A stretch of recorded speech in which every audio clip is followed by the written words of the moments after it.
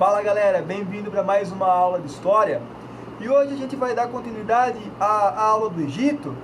A gente estava falando que o rio Nilo ele era muito importante para a civilização do Egito. Então a gente pode falar que o Entre Rios, que os lugares onde eram banhados por rio, independente de for o Egito, a China, a Núbia, a Índia ou qualquer outro lugar que nós vamos ver posteriormente, o fato de ter rio é legal, é muito importante. E hoje a gente vai falar sobre os hebreus, né? A turma aqui em casa fala que, além de professor de história, eu tento até dar catequese. Por quê? Porque a gente fala bastante de religião e história. E hoje é dia da gente falar dos hebreus.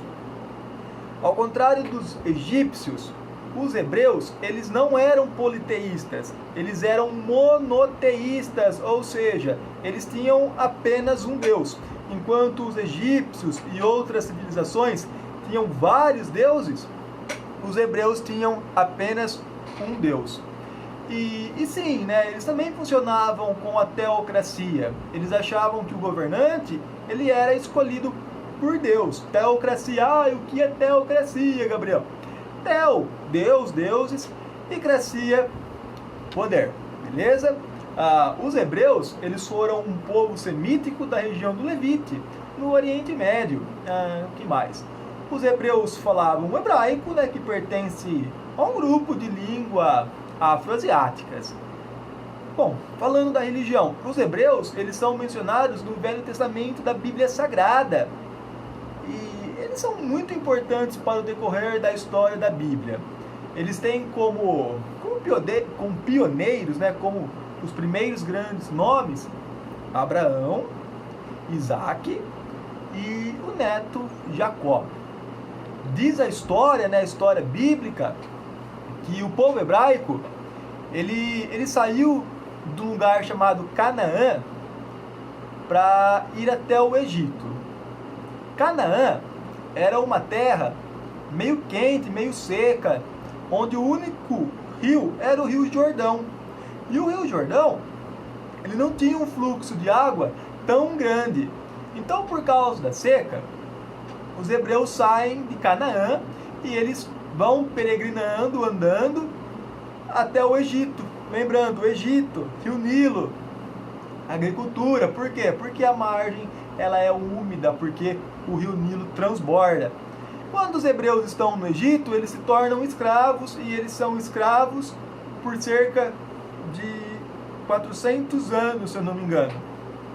Até que surge a figura de Moisés, e Moisés, né, ele é escolhido pelo Deus, pelo Deus hebraico, e ele lidera o povo hebreu para sair do Egito, que é aquela passagem legal, onde Deus abriu o Mar Vermelho para que Moisés e o seu povo saísse do Egito. Nós chamamos a saída dos hebreus para a outra margem, né, para sair do Egito, para procurar a terra prometida, a nova Canaã, de Êxodo.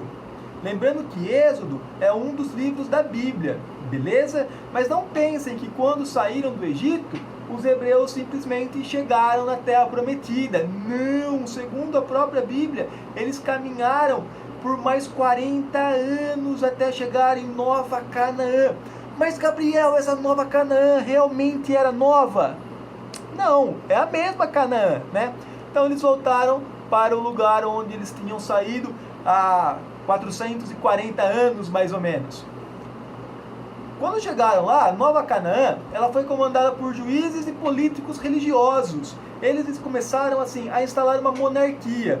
Se você não se lembra, uma monarquia é comandada por um rei. Muito bem. Quem vai escolher esse rei? Muito bem. Pela teocracia, o escolhido dos deuses. Mas no caso hebraico, dos hebreus, é o Deus, né? Apenas um único Deus vai escolher o representante. Os reis mais famosos desse período são Rei Saul, Rei Davi e o grande Rei Salomão.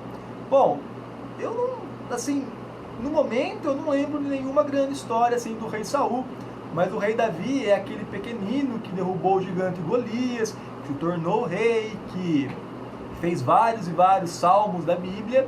E o rei Salomão é o homem mais inteligente que já esteve em terra, que Deus concedeu um pedido, um desejo a ele, né? E ele falou para Deus que ele queria ser sábio, que ele queria ter muita inteligência. Tanto que aquela história das duas mães que vão com uma criança ao palácio do rei Salomão, e ambas falam que elas são mãe da criança, elas são muito famosas. Se você não sabe, o decorrer da história é mais ou menos assim. Tem duas mães, uma criança, e ambas falam que elas são as mães, porém só uma realmente é mãe, né? E elas estão brigando, discutindo, e a criança chorando, e no auge da sua inteligência, né, o rei Salomão fala para o soldado: corta a criança em duas, a gente dá uma metade para uma e uma metade para outra. Nisso, a verdadeira mãe falou: não, pode deixar para ela, não tem problema, o filho é dela. E nisso, no alto da sua sabedoria, o rei Salomão falou: soldado, a verdadeira mãe é aquela que não deixou cortar a criança, porque a mãe defende o filho de qualquer forma, de qualquer maneira. Bom, com a morte do rei Salomão, o Império Hebreu se dividiu em dois. A parte norte se tornou Israel e a parte sul se tornou Jerusalém. E cara, essa divisão de terras, ela meio que dá problema até hoje. Basta você ligar em qualquer programa de televisão que, infelizmente, sempre a gente está ouvindo que algo não está certo, né, nesse lugar. Não está certo para um ou para outro. É complicado a gente opinar, né? É muito deles isso.